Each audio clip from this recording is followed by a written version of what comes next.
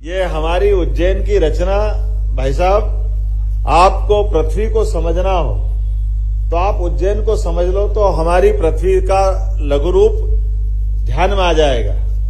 84 लाख योनियों का संसार जिनके माध्यम से हमारे शरीर की कल्पना की जा सकती।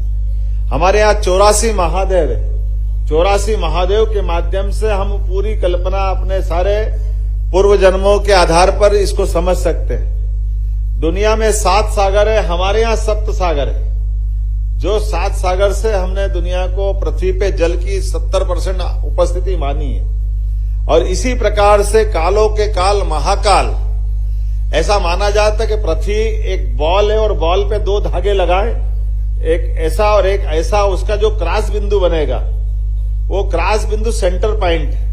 और ऐसा माना जाता कि वो काल का केंद्र महाकाल का केंद्र है, क्योंकि हर एक का जीवन नियत है। इस चराचर जगत में सब कुछ दृश्यमान में हर एक कोई घूम रहा है, कोई स्थिर नहीं है। चंद्रमा पृथ्वी के चक्कर लगा रहा है, पृथ्वी सूर्य के चक्कर लगा रही है, सूर्य सौरमंडल के साथ किसी और के चक्कर लगा रहा है, कहीं आकाश गंगा तक ये क्रम जारी रहता है। और ऐसे में हम सब जानते कि पृथ्वी की रचना भी अगर अपन समझे तो हम अपने ये जो काल का नगरी है, ये वास्तव में भविष्य का ग्रीनविच है।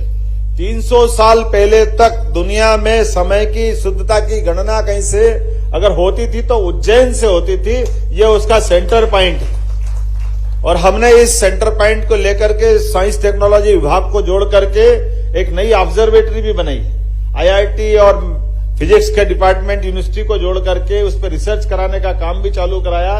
और अपनी आंखों से आप 21 जून और 22 दिसंबर को देख सकते हैं। दिन के मध्याह्न में ठीक 12 बजे सूर्य देवता जब अपनी कक्षा बदलते हैं तो आपकी आंखों से दिखाई देगा कि सूर्य उत्तरायण से दक्षिणायन में कैसे प्रवेश कर रहा है। जब ऐसा कहते हैं कि एक समय ऐसा आता कि जब छाया भी आपका साया भी आपका साथ छोड़ देता। वो पॉइंट अगर देखना तो वो अपने उज्जैन से हमको दिखाई देता है।